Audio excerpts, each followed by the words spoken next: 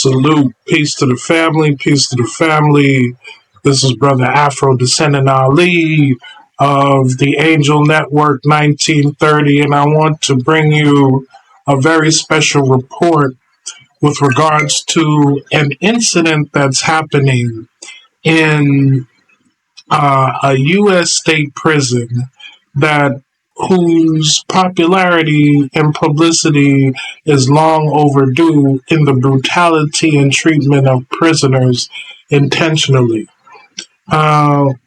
We believe in human rights. We believe in justice and equity for all. As it relates to the incarceration, particularly of Black men in the United States, and there is a news item that's been circulating throughout that we need to bring attention to. The place and the facility is called Red Onion State Prison. Red Onion State Prison, a level 6 maximum security facility in Virginia. Right here. Now, with that said, there are many reports in and throughout the internet, and here at the Angel Network, we want to bring you this information as it's going on. And as you can see, I have the al-jazeera report up here, and it's an extensive report. There's also a video I would like to show you as well. This is a picture of San Quentin. However, Red Onion is not that much different. And we'll also bring you a first-hand account of what's going on there in the facility through Brother Kareem Mowat, a very talented brother based out of D.C. who has been incarcerated in a number of facilities over the course of the years, has come home and done much great work within the community and throughout.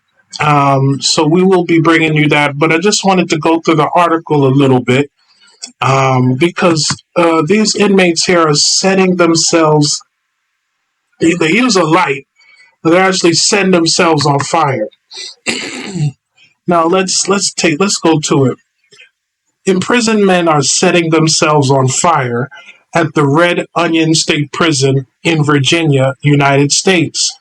We examine the racism and abuse that leave them feeling they have no other way to protest.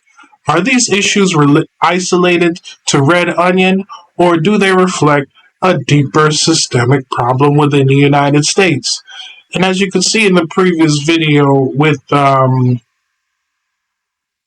the Angel Network 1930, we did do expose of Malcolm X. So if you haven't checked that out, please check that out, the assassination of Malcolm X.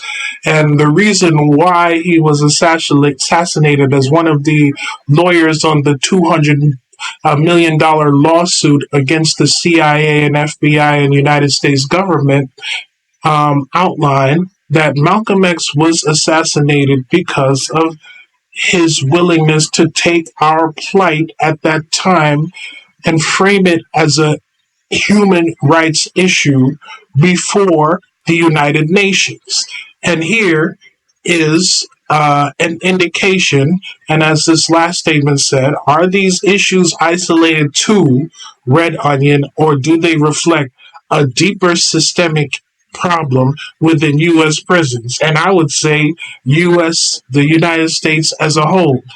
It does reflect a deeper and systemic problem within the United States. And we do have UN special rapporteurs that have gone into the United States on several occasions and reported out that there are systemic human rights abuses, particularly in the area of police brutality, and here within the U.S. prisons, and in so many other areas throughout the United States. And here is an example of one such issue, human rights abuse taking place, that the prisoners have no option but to result into setting themselves on fire. And for those of you that have never felt fire significantly, It's hot, it burns, and it is excruciatingly painful. For anyone to want to do that intentionally to themselves, or someone that is experiencing abuse beyond belief, because if your resort is to burn yourself as in protest of incidences that are ongoing in the facility, that means that those incidences are beyond burning yourself, and it is worth it to burn yourself to shed light on it. So I want to go into this report from this short documentary from al-jazeera to take us into some already done reporting in this area that has been ongoing. This is not new, but it's finally making light, and we need to push this out more in order to provide more context into what's going on with Black people, Afro-descendants in the United States as a whole. So let's get right to it. Podcasts. Today, incarcerated people are setting themselves alight in one U.S. prison. If I have to, I don't mind setting myself on fire again. This time I will set my whole body on fire. The racism and abuse pushing them to put their lives on the line. I'm Malika Bilal, and this is The Take.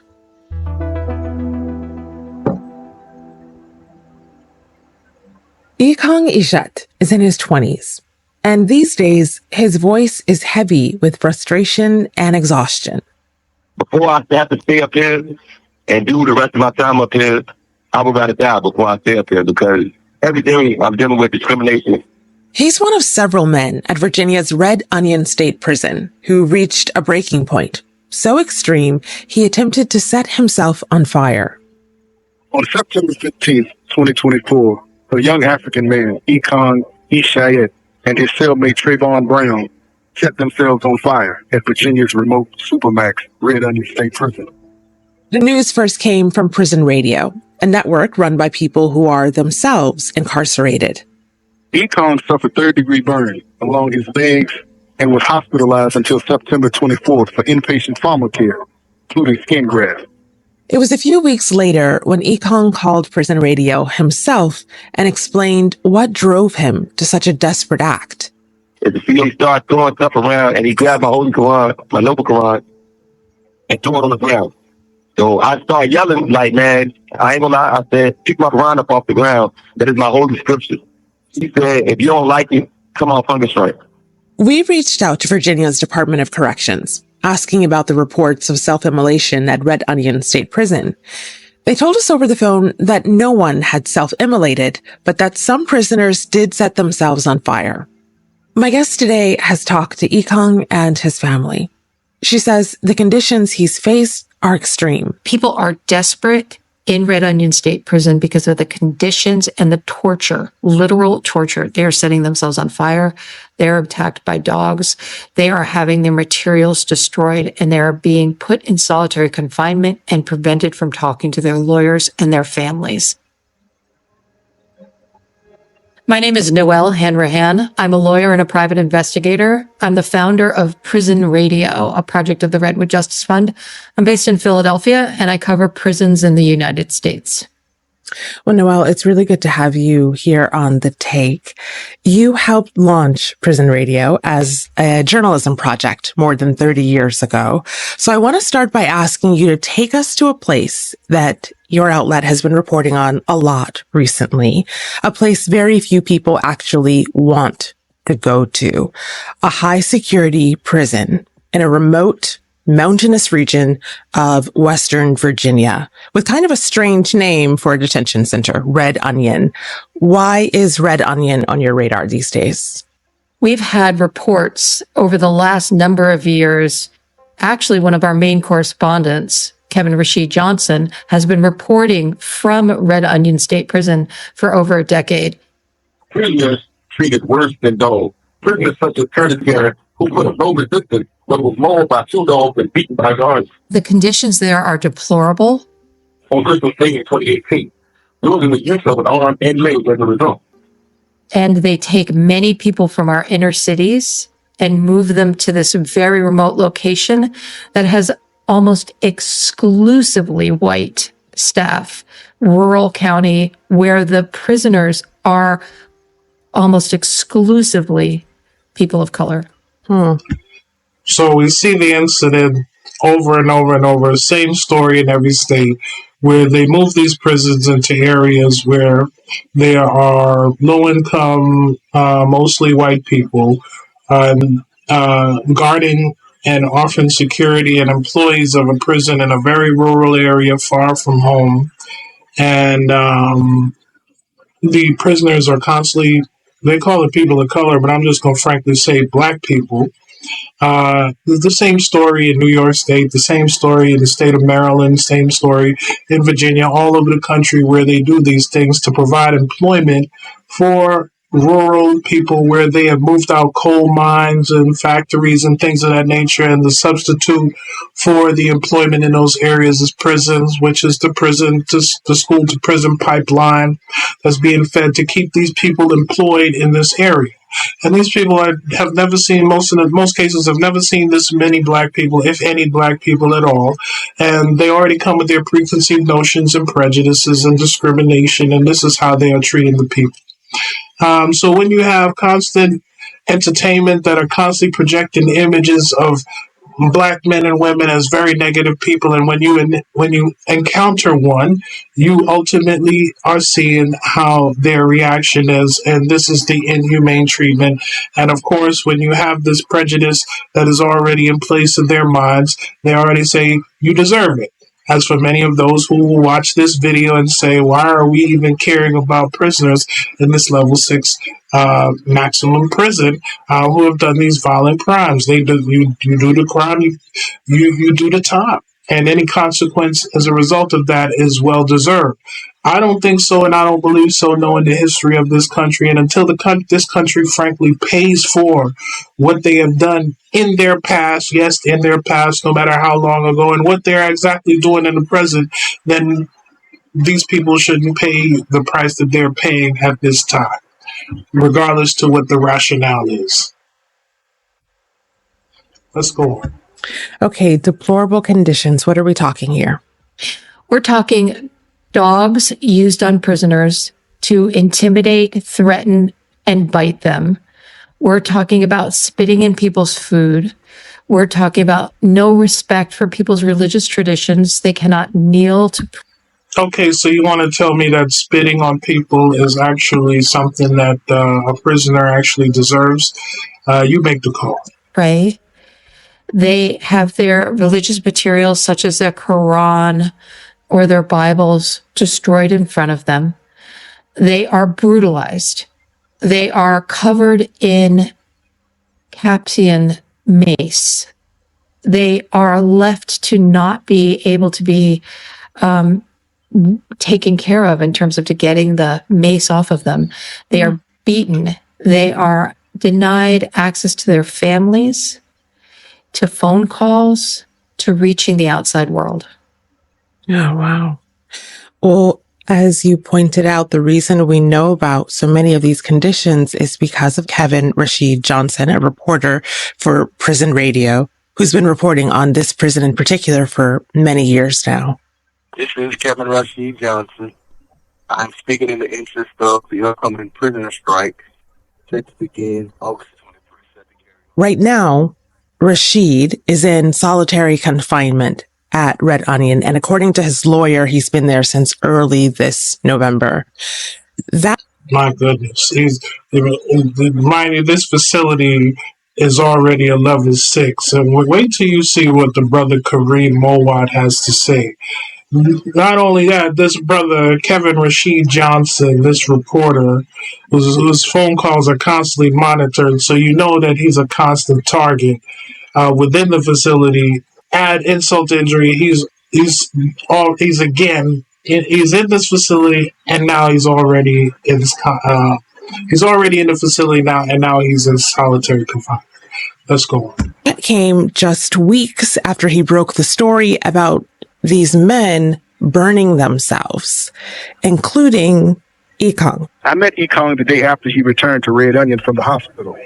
He had been placed in a cell next to me in the prison's medical department, where I overheard him talking with others about a series of prisoners, including himself, setting fire to themselves. I could not help but ask him what was going on.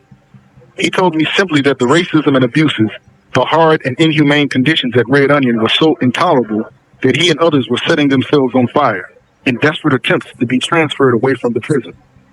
These were not protests, he made clear, but acts of desperation, hoping to get out of an insufferable situation. We heard from Ekong at the beginning of this episode, but you've also spoken to him and his family. What more can you tell us about his story and how is he doing? We always work with our correspondents who are in prison and their families, and we work with their lawyers. And we've called his sister, Ekong's sister. We called his mother, and then we spoke with Ekong. Yeah, I got 5 years left. They put their hands on me. I wanted to defend myself, but I'm not trying to get no more time, and I'm not trying to let these people kill me. You know what I mean? Trying to say I was resistant or something, trying to find a reason to just put their hands on me. Ekong and his cellmate lit themselves on fire. And Ekong was in the medical treatment area for 3 days before he was transferred, 7 hours on a bus to. So here again, we have someone who basically set themselves on fire, kept in the equivalent of a clinic with no hospital capabilities for 3 entire days. You don't even stay in the emergency room more than 24 hours. So in this case, this gentleman, this inmate was taken into the hospital 3 days after he sustained, albeit self-inflicted, burns. Let's go on. To Virginia Medical Institute for a skin graft. He said that his cellmate was injured more severely, but we have not been able to reach his cellmate, Trayvon. So there are people who are literally setting themselves on fire. And as you've heard or will hear Ekong state, he is considering doing it again. And my assessment is Ekong. Can you imagine, conditions so bad at the facility that they're willing to set themselves on fire? Again. Ekong is not mentally ill. Ekong is desperate because of the conditions he's facing, because they are macing him for merely asking that people do not step on his Quran. These are not just what you call spoiled prisoners. No one sets themselves on fire for being some type of narcissist, intentionally alighting themselves, as they're saying, just to throw a temper tantrum. This is serious, and as this woman says, this is desperation. Or to let him pray, or to let him communicate with his family. There are all these tactics that they use to destabilize people, taking away their phone, putting them in isolation, trying to make them crack and break. And our support, our letters, our emails, our phone calls are that lifeline that they need. When you heard that account, the first account of someone setting themselves on fire in prison, what was your first thought? I was shocked. I was almost disbelieving. I thought, I know people harm themselves when they're in psychological trauma, but I had not heard of inmates doing a public protest that was conscious, intentional, and directed against the state. It was to force them to transfer him out of there. And a transfer because of the abuse and the racism he said he was facing. These types of incidents has been going on for so many years, and as I said, I will bring up the video of the brother Kareem Mowat, who does great work, who has given his own testimony. This is how I first found out about Red Onion State Prison, is through that brother. And he painted such a vivid picture of his experience there. That's why I wanted to bring this to you. When I heard about this story, I was reminded of that when I listened to Red Onion State Prison, the story about that. So this is a situation where this is the highest level of protest. This is not a hunger strike. This is not any other thing other than real desperation, true human rights violations that are taking place because of the desperation of the situation. And this is trying to get attention in order to get the situation reconciled and rectified. What happens? I wonder if you can explain for people who aren't across how the prison system works, but what happens when someone complains? When Econ says this officer or this person, authority, stomped on my Quran or called me racist names. Or spit in my food or spit in my food. What happens? Sprayed me 5 times with a very intense mace. They take the materials and they rip them up in front of you. Yeah. They take away your pencils. They tell you no one is going to listen. They give you a process that's circular that doesn't ever work. When we were advocating for Mumia Abu Jamal's medical care and to get hepatitis C treatment, a cure, which they were denying him, he was desperately in need of the cure to hepatitis C, and they were denying it to him. So they created a system where his grievance, before he could file a lawsuit, his grievance would go on forever, that there was no resolution of the grievance. At first, Mumia Abu Jamal is a revolutionary incarcerated in Pennsylvania who was on death row for 29 years. So he's written, he's vocal, he's a radio journalist. Mumia fought to get health care. So we had to argue that there was really no process, that it was a sham. And so they do that. And then they brutalize you. They literally say that they will hurt you, they will beat you, and that they then go after the people that you care about and love. They transfer people. So they use every tactic they can to prevent the spotlight from going on them. And when people write and document and engage with the media and call their families, that is when a power is built. It is a power outside of the prison that the prison fears. That's an excellent point. So this is why we here at the Angel Network, we're shining light on this situation, because this needs to be sent out. This needs to get more eyes on it. And this is the power that we can build to get some relief for the brothers that are there. So is it just Red Onion, or is there a wider problem? That's after the break. So, Noel, from the stories that Ekong and Rashid Johnson tell us, this is not an issue of 1 or 2 bad apples, which is what you often hear when these types of stories come up. Miriam Nemeth is one of the attorneys for Kevin Rashid Johnson. She talked to us. He's been in and out of Red Onion, and she's heard from him what he's gone through. And here's what she told us. He has spent his entire time in the Department of Corrections speaking out about what's going on behind the walls, where community members can't see what's happening, and sharing the kind of horrible abuses that are happening throughout the system, but particularly in the Western region, where the guards are notorious for being incredibly racist and really harmful. So she talks about this being something larger than just this prison. Is this intentional? Like, is it just a coincidence that all of these prisons are in rural areas with the most redneck people, the most racist hillbilly types of people, dip snuff chewing people? Is this intentional, or is this just part of the warfare? A problem with just this prison. I wonder for you, it sounds like what you're telling me that this is larger than just this prison too. What is happening here? One of the disturbing things about the culture at Red Onion State Prison and Wallens Ridge is that they're predominantly white, not even predominantly white guards, but 99% white guards. So Kevin Rashid Johnson has told us that the perception on the outside is that there's diversity. There's not. They're black prisoners and they're white guards.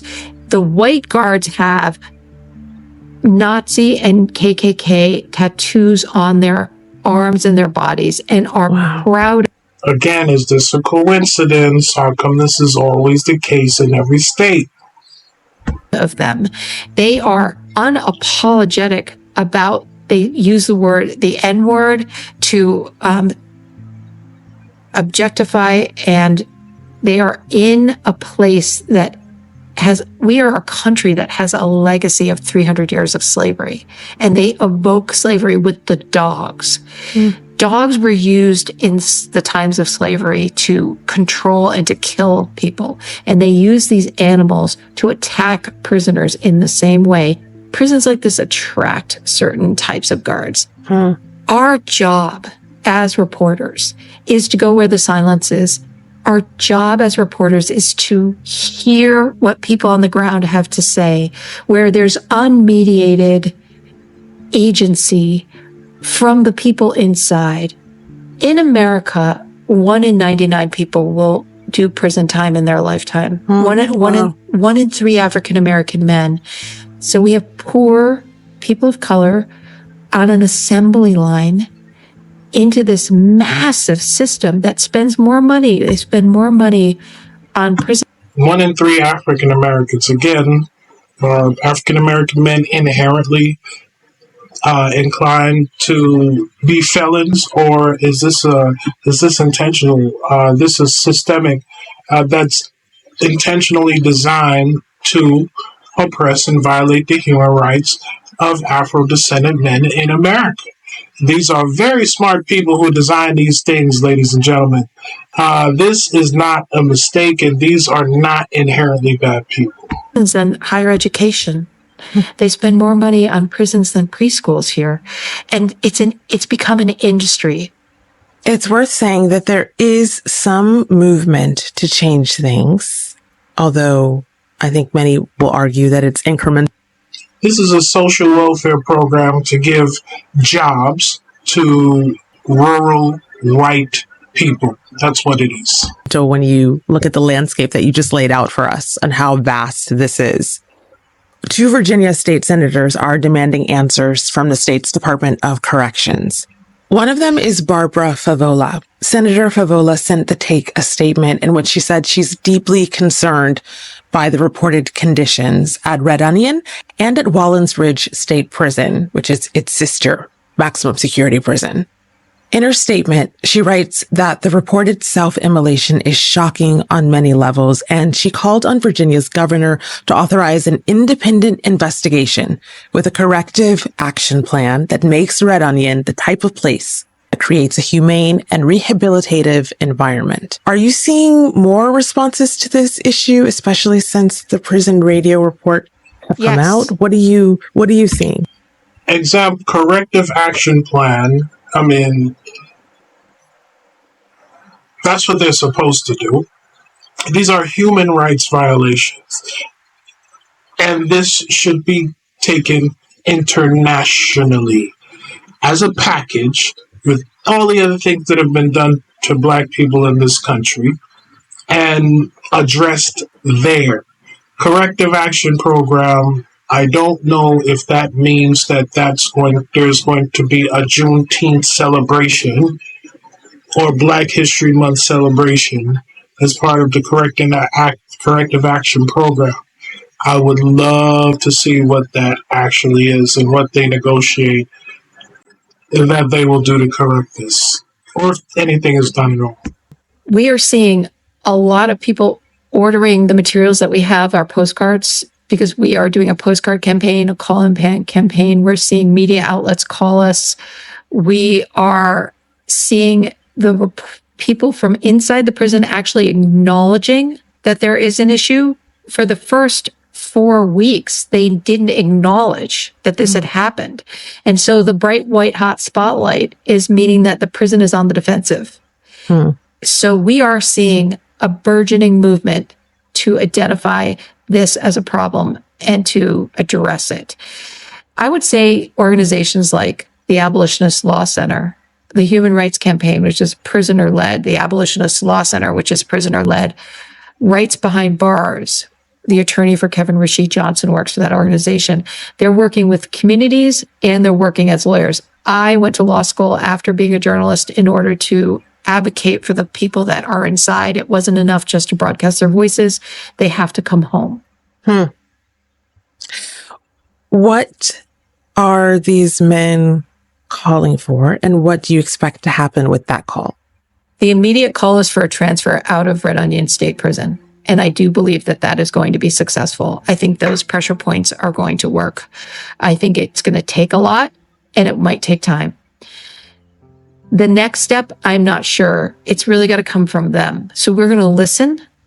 We're going to talk to them, and we're going to take their lead, and we're going to talk to their families. It's a very large problem, the way in which this industry is constructed. And so it will take a lot, but we are going to keep our ear to the ground, keep reporting, and bring it to the people. And that's the take.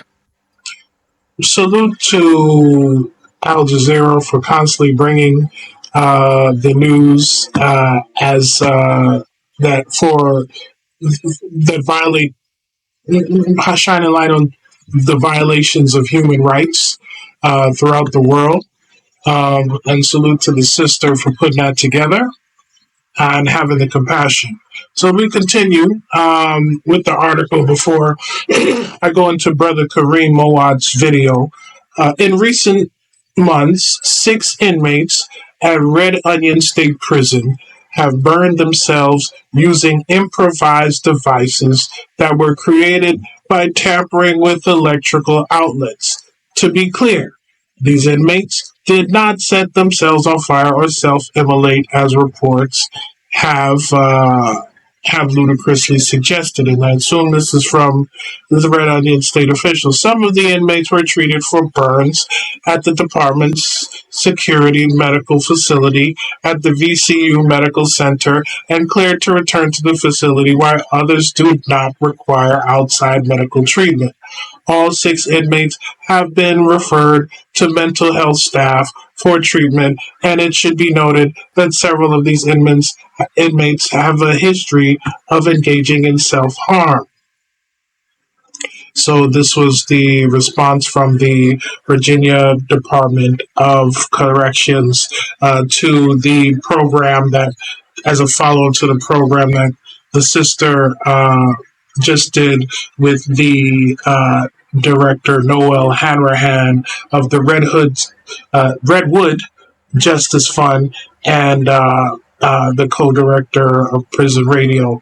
And if this were the case, then why are politicians in Virginia demanding this to be the case, demanding corrective action if this is not happening? And we also know that law enforcement, in this case, the Virginia Department of Corrections, falsifies records. So tampering with electrical cords.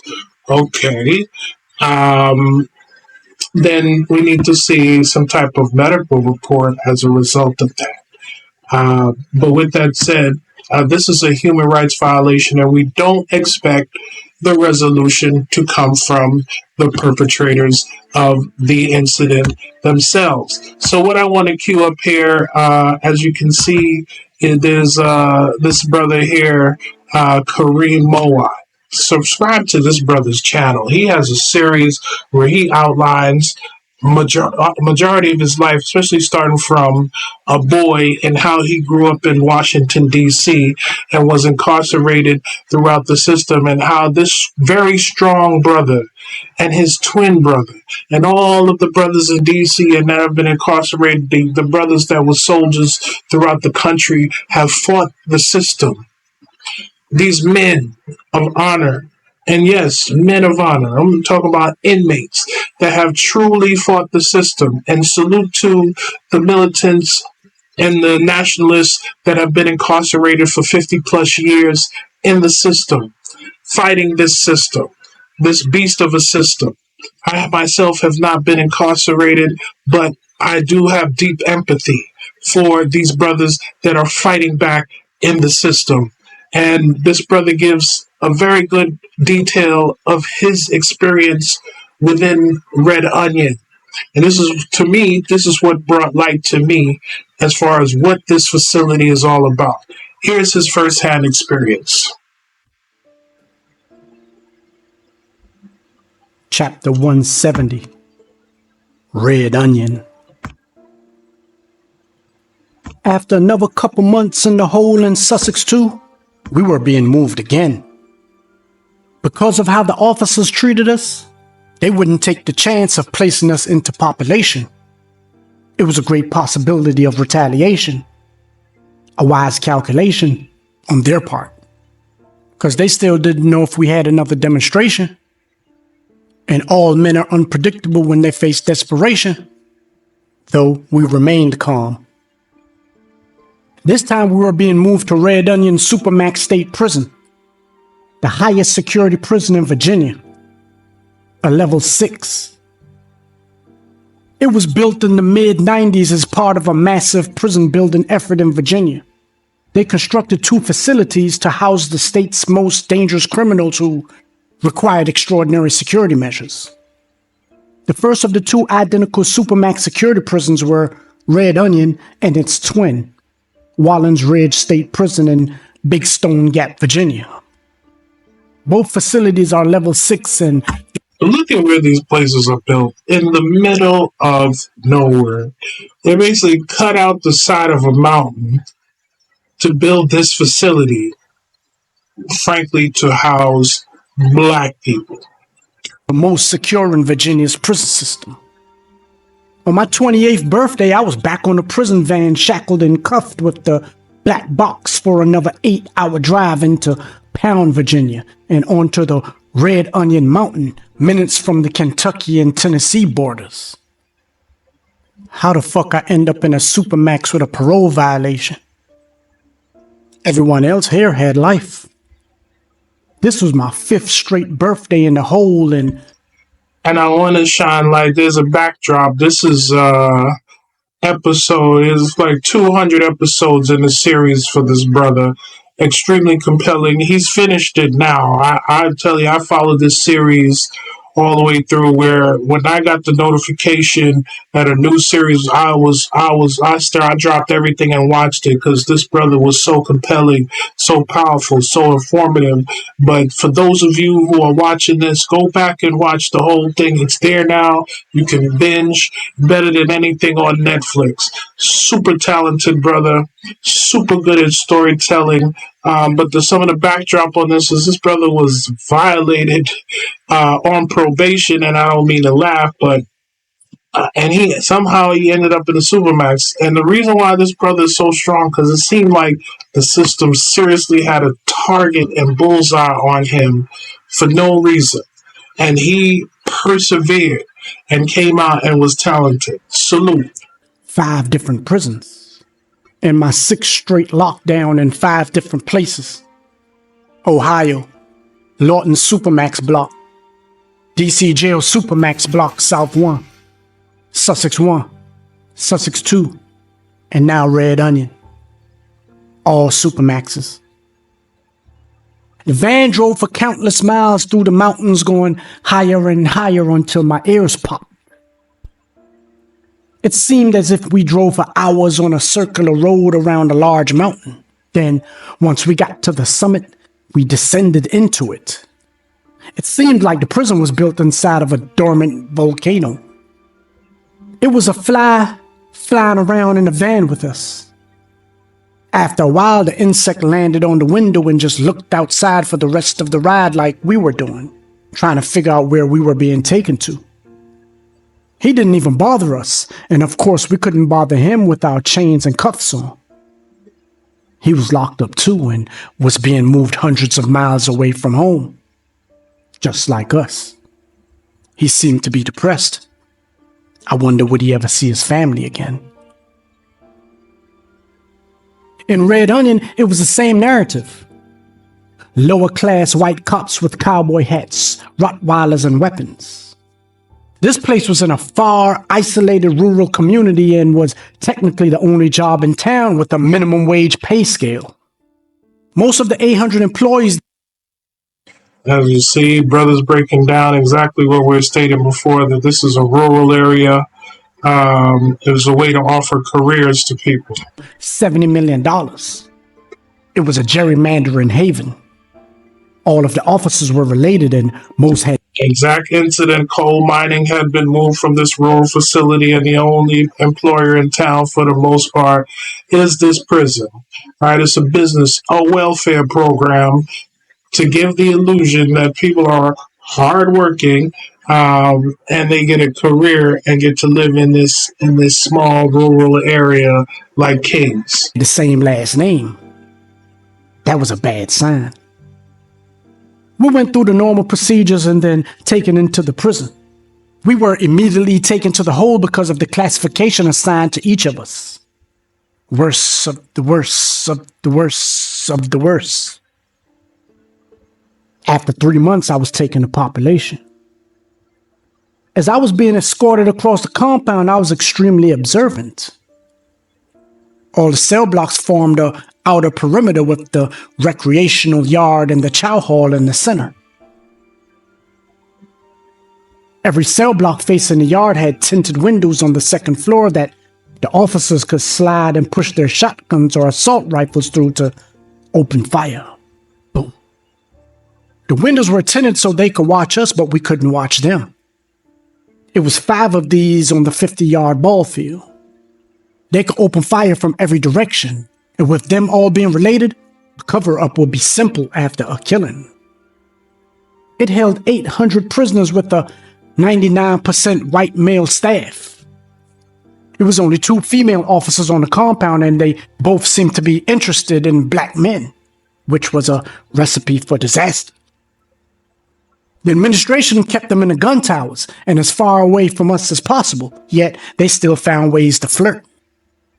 As we walked into the cell blocks, we entered into a salad port with a armed officer standing on a glass window 15 feet above us. The glass had strategically placed holes in it for the shotgun barrels to be placed through so they would be able to shoot downwards onto us. As we passed through the salad port, we entered into the cell block with the same armed officer that was above, now behind us. I immediately saw a blind spot where you could be killed by another prisoner without the shotgun blast being effective enough to stop the killing. I knew to avoid that spot or to use it for my own benefit if need be. The lights in the cells also stayed on 24/7, but we couldn't cover it up with Bible paper. You would be immediately taken back to the hole and placed on 4-point restraint.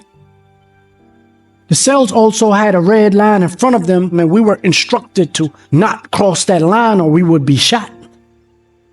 When the cell doors are open to let us out, we had to stand in front of the cell, inside of the red line, until the cell door is locked. Then we can walk off onto the tier. Any move across that line before the cell door is locked, gunshots goes off as a warning shot, and everybody has to hit the floor face first. Anyone still on their feet would be shot. This was to stop prisoners from attacking other prisoners in their cells. The goon squad would then come in and the offender would be taken to the hole. This was new to us, so gunshots were going off regularly. Chapter 172, Shotgun Blast.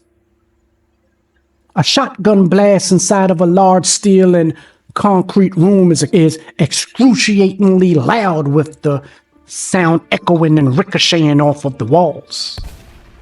It started messing with my nerves.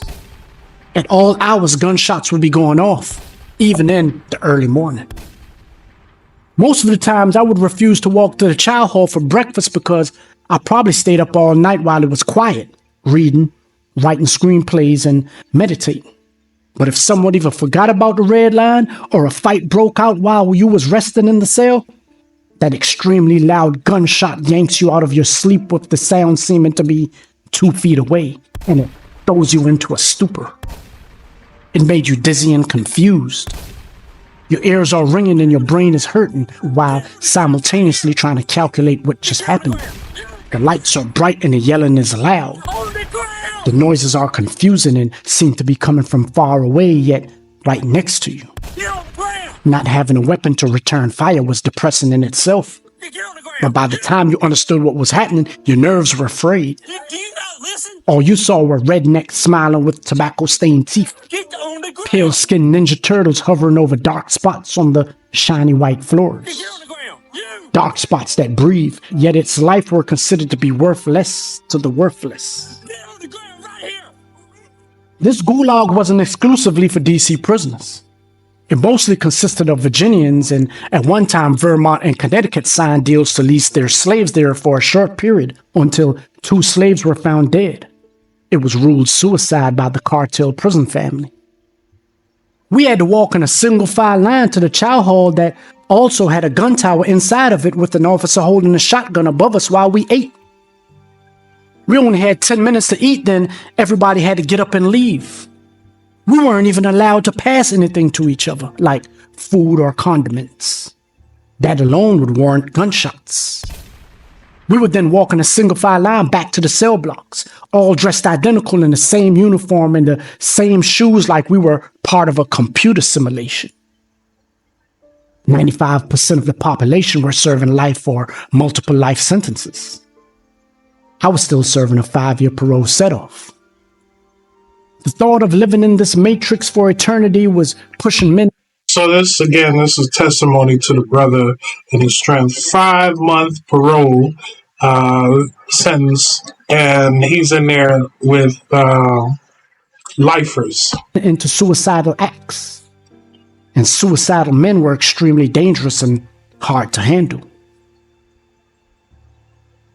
Chapter 173. Rubber bullets. Anytime shots were fired, we were supposed to immediately hit the ground. One day while walking through the salad port, a slave attacked another slave in the blind spot, and gunshots immediately rang out from 15 feet directly above us. Everyone dived onto the floor.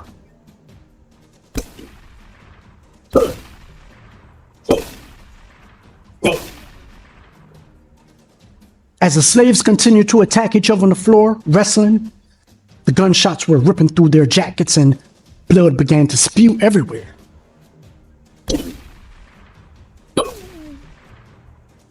The officers had 2 kinds of rubber bullets.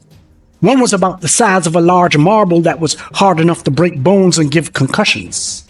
The other one were like BBs, and they flew out in all directions. The overseers always aimed for the head, hoping to cause damage to the eyes. I knew of 2 men who lost an eye from the gunshots. The slaves stopped fighting, but the shots kept coming. Boom. They were ricocheting off the shiny wax floors and flying past my face like shrapnel from a broken broomstick. I looked up from the ground and saw the steel door leading into the cell block rapidly closing. Fuck this. I jumped up and ran towards the door with shots going off above me, missing me by inches. As I'm running towards the closing door, I could hear the overseer above me running towards the same direction, yelling, "Get on the ground right here!" As the door was closing, I was able to squeeze through it and arch my back against the wall. Because he was 15 feet above me and the window he needed to shoot from had horizontal bars a foot apart in width, he couldn't angle the shotgun to shoot me from above. As I looked up, I could see him trying to aim the shotgun to the top of my head, but he couldn't, so he squeezed off around. Boom.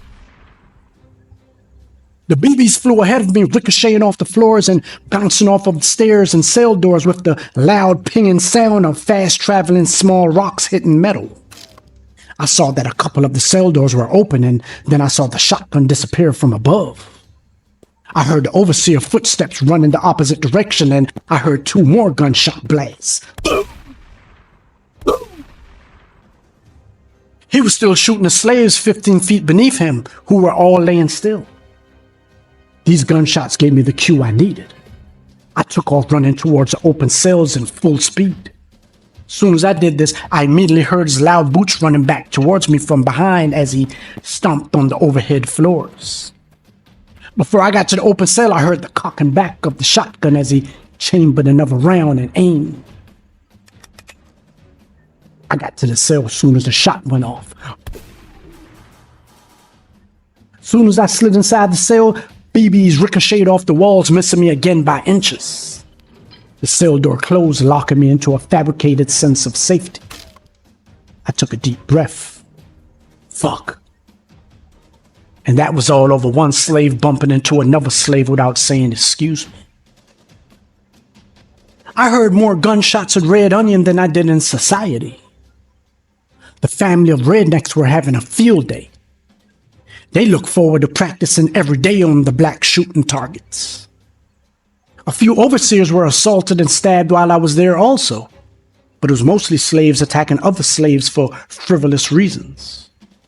Lifers attacking lifers, serving life sentences in gulags, while the real oppressors become spectators to the carnage. Very rarely a lifer tried to escape the mountain. Being the toughest slave in the gulag was more important. This compound had no porn magazines, no weed, no dope, no educational courses, no ways to hustle, which led to no hope. Getting placed on prison transports, we called them loads, but no one wanted to go to Red Onion.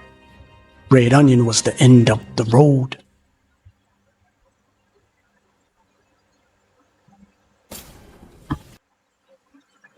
So salute to the brother Kareem Moab. Please like and subscribe. And to that brother, he's also on Instagram, Kareem Mo. Again, check out his story. Strong brother and his twin brother. Brother has a very fascinating story. Kareem Moab does a few episodes on that. His brother went on the run to Africa, and particularly Kenya and Tanzania, which I really first heard of this first Kennedy crew many years ago. Particularly the brother that was on the run in Africa always fascinated me. Always wanted to know what happened to those brothers, and that's what initially hooked me to this. And learning what happened to this brother and his twin, and the brother that went to police headquarters. And the whole story, I'm not going to give it away right now, but you draw strength from these brothers' courage and defiance for the most part. He outlined all of the facilities that he'd been to, and that's not light. And he's still alive and here to tell the story as a free man. But we are not, all of us are not free. And for those of you that have never been incarcerated, like myself, you must understand that we are incarcerated and we all experience this. Yes, the prison system and being on lockdown and solitary confinement in high maximum security prisons are the worst of the worst, but just even in our daily lives, this is something that we have to endure. So don't thumb your nose and don't look down on people like people that are in Red Onion State Prison, because they are our brothers and they are experiencing something, and anything any day can railroad you into prison. We did the story on Muhammad Speaks and on the Angel Network 1930 about the assassination of Malcolm X. You have brothers that did 2 decades, Khalil Islam and Muhammad Aziz, who are deceased now, but they spent 2 to 3 decades of their life incarcerated for a crime they did not do. That can happen to any one of us. Same way with when you have a brother or sister that is assassinated unlawfully and unrightfully so by a police officer. We all look at that and say, oh, that's a shame, but that can be any one of us on any given day. So salute to the brothers behind the walls, or who have been behind the walls, like Brother Kareem Moab, that have shed light to us. And I wanted to bring this in light of the issue of brothers that have been setting themselves on fire there at Red Onion State Prison, and this brother giving his testimony, and that is insane. That is nerve-wracking. That is psychological warfare by people who are untrained, uneducated, illiterate, and already have the hate for black people, and with the intention to break black people. And this is what we have to experience on a daily basis in the Western world and in America, that we have become desensitized to. We have become immune to it. And, we got to hear more stories like this. And subscribe to him on Instagram. In that Instagram post, Red Onion Level 6 Supermax Prison is more of a psychological battle, as we've been saying. Only the strong survive is a slogan referring to the mental, not the physical. That is indeed true. Let's see what else we have to say on that before we close this out. And Red Onion was mental. I survived it, beating my opponents with my mind. I got to salute the brother again, and salute to all the brothers that have survived behind the wall and have come out. It is not, I've been to central bookings, and that was enough for me, because I didn't like how I was treated, in those facilities. And, luckily I didn't get into any situation, but I am very well aware that people get railroaded by the system all the time.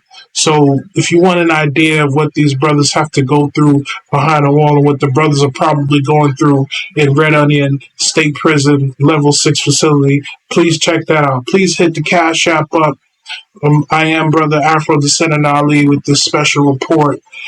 Salute to the family. Salute to you all. Like, share, and subscribe to the channel. We will be bringing you more content like this. Peace.